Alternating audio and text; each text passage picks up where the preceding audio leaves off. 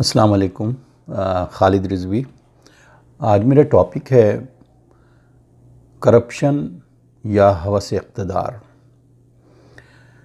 इस कॉन्टेक्स्ट में जो no vote no confidence motion जो इस वक्त पाकिस्तान में पार्लियामेंट में होने वाला है इतवार के दिन, तो मैं ये बताना चाह रहा हूँ कि हमारे यहाँ जो हम तारीख़ी हक़ाइक़ को अगर देखें तो इंसानों की तारीख़ के अंदर करप्शन ज़्यादा ख़तरनाक है या हवस इक़्तिदार।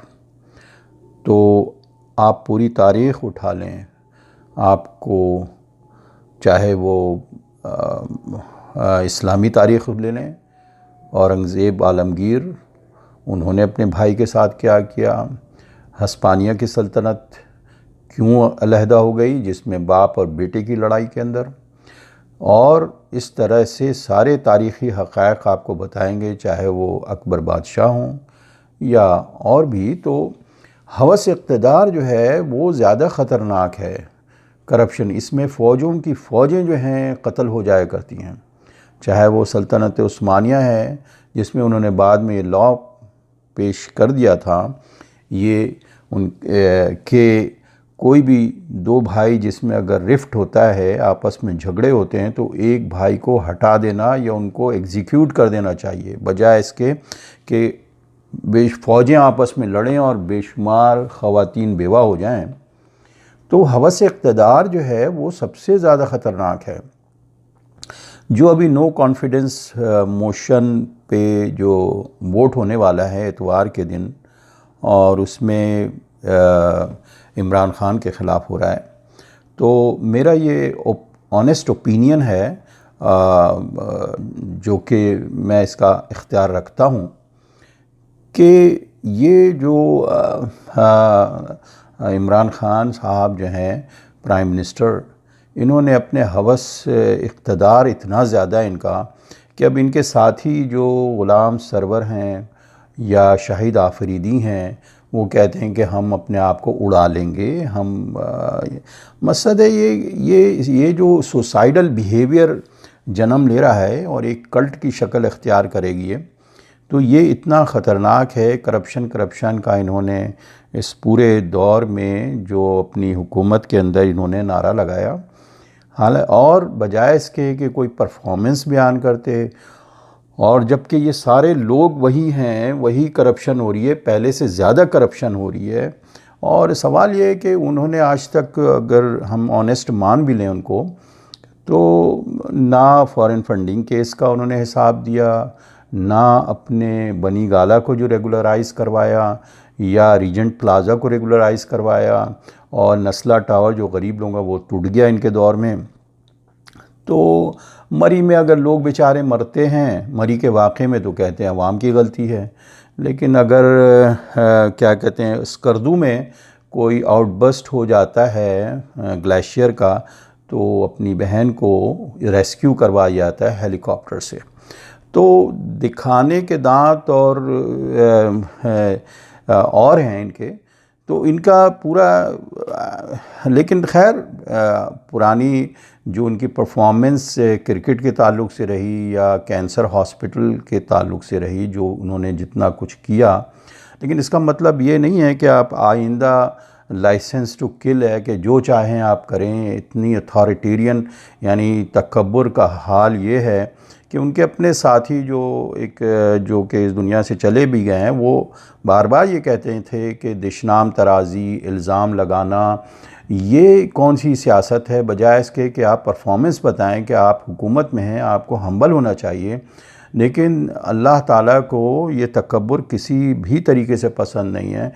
चाहे अब नवाज़ शरीफ साहब ने करप्शन तो हमारे इस कौम के रग रग में है, हर जगह करप्शन है। इवन आप कॉरपोरेट कल्चर में देखें, सीईओ पे भी यही इल्ज़ाम लगता है कि जी करप्शन किया। लेकिन सवाल यह है कि इस नारे के तहत आप ये तो नहीं कह सकते कि अगर उसकी बीवी है वेंटिलेटर के ऊपर है तो उसको भी आपने उसका मजाक उड़ाया, आपकी जो ट्रोलिंग टीम है पूरी, जो कि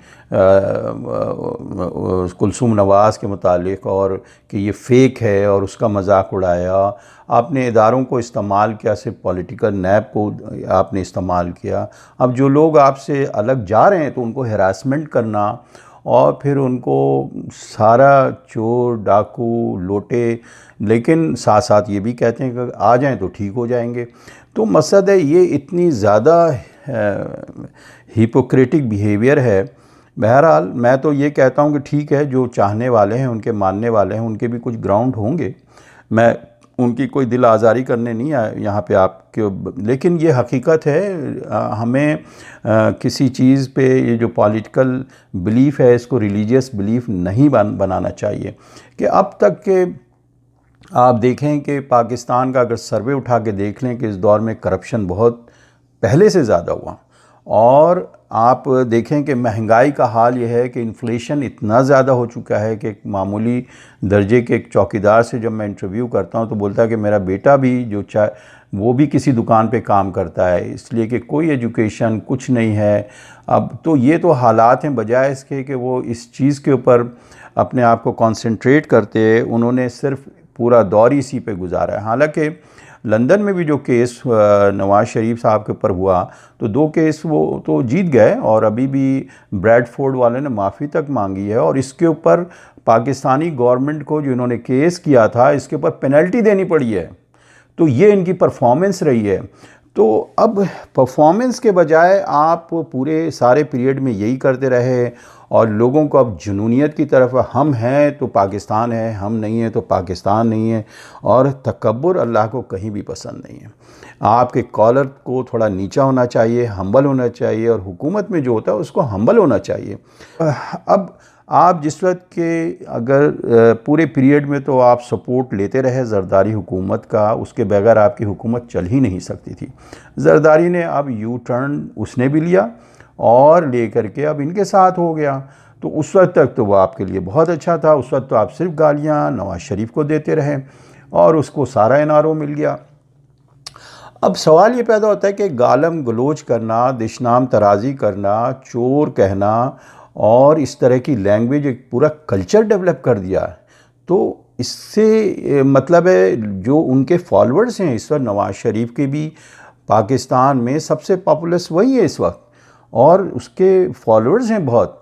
तो आपको वैसे भी डिसेंसी, आपके पास सारे इदारे हैं, 25-26 एजेंसीज़ आपके हाथ में हैं, अदालत रही, आपकी हुकूमत रही, आपको इंस्टीट्यूशन को यूज़ करना चाहिए, बजाय इसके कि आप पब्लिक में गालियां देना।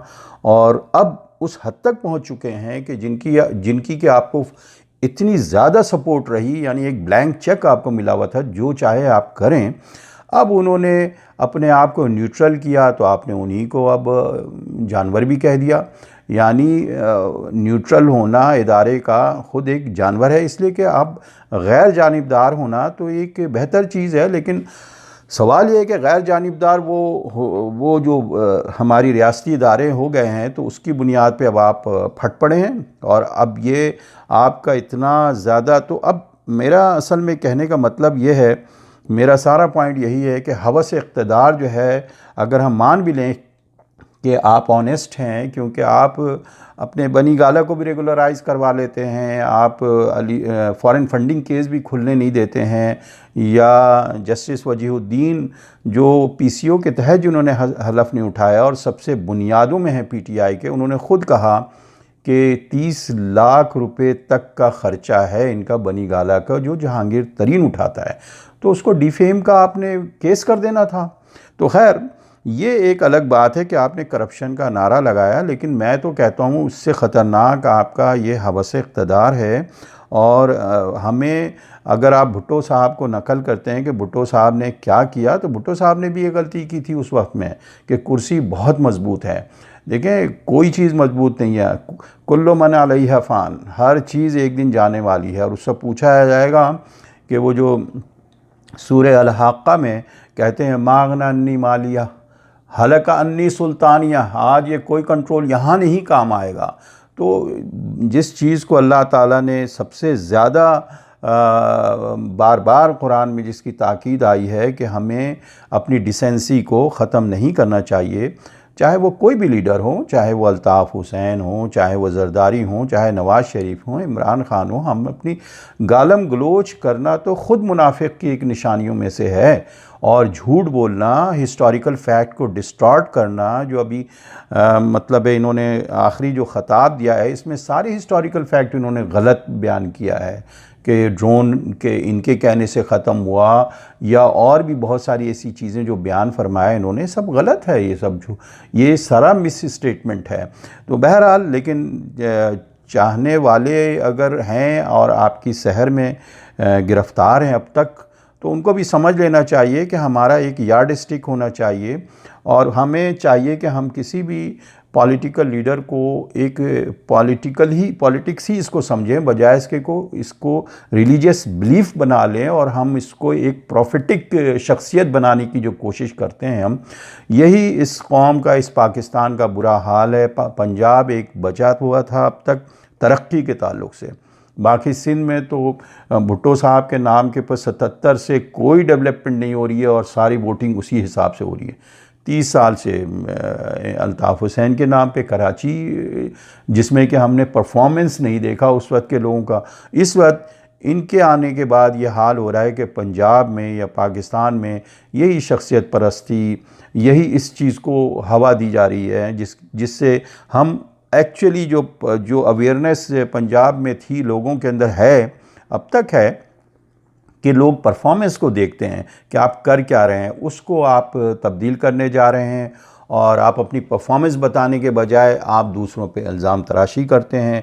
तो मैं अपनी बात को यहीं पे ख़त्म करता हूँ कि हवस इक़्तिदार जो है, जिसमें अल्लाह ताला कहते हैं कि अपने आपे से बाहर होना, या तुग़यान का लफ्ज़ इस्तेमाल किया, मागना, वो तुग़यान जो है, यानी एक पानी के अंदर जो एक उबाल आता है, वो बहुत ख़तरनाक चीज़ है। और ये अल्लाह करे कि इतवार के दिन मकसद है, अब आप आखिरी ख़िताब में कहते हैं कि जी मैं तो क्या कहते हैं, हार मानने वाला, शिकस्त मानने वाला नहीं हूँ। तो शिकस्त ना मानना तो स्पोर्ट्समैन स्पिरिट नहीं हुआ। ये आपको जब शिकस्त है तो शिकस्त मान लेना चाहिए, अब ज़िद्दी बच्चे तो ना बने। तो बहरहाल, ये जो मैं इन चीज़ों, मैं एक ज़माने में बहुत बड़ा सपोर्टर भी था, लेकिन हमारे पास यार्ड स्टिक किसी शख्सियत का नहीं है, हमारे पास रोल मॉडल सिर्फ अल्लाह के रसूल सल्लल्लाहु अलैहि वसल्लम है या कुरान है। हम उसके ज़रिए हमें हर एक को देखना चाहिए ना। पाकिस्तान में 3 मरतबा नवाज़ शरीफ साहब भी आए, तो इसी तरह से सिलेक्ट होते गए, और इसी तरह से आज करप्शन तो वहाँ ये लोग हैं 24-25 जो इधर उधर होते रहते हैं म्यूज़िकल चेयर की तरह, और वो मुख्तलिफ। लेकिन सवाल ये पैदा होता है कि आप ये जो रुझान है, ये जो आपने के एक ख़त को आप बेसिस बना के पॉलिटिक्स कर रहे हैं, कि जो एक नॉर्मल रूटीन के खतूत होते हैं, और उसके ऊपर भी क्लैरिफाई कर दिया है अमेरिका ने भी इसके ऊपर कि हमने ऐसी कोई चीज़ नहीं कही है, ये सारा सरासर झूठ है।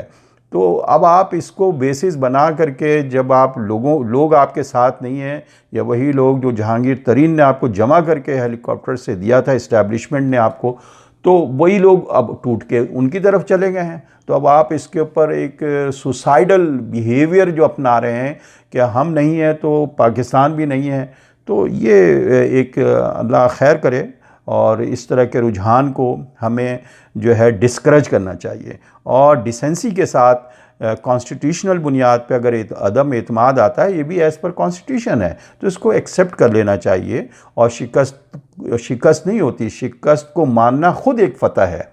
तो अल्लाह के रसूल सल्लल्लाहु अलैहि वसल्लम को जहाँ कहा जाए इज़ा जा नसरुल्लाहि वल फ़त्ह वराइतन नास, अगर फ़तह भी होती है तो उसमें भी अल्लाह की तस्बीह करो, और बजाय इसके कि आप तकब्बुर करें और दूसरों को नीचा करें। उनके भी कितने फॉलोअर्स होंगे जिनकी आप दिल आज़ारी कर रहे हैं।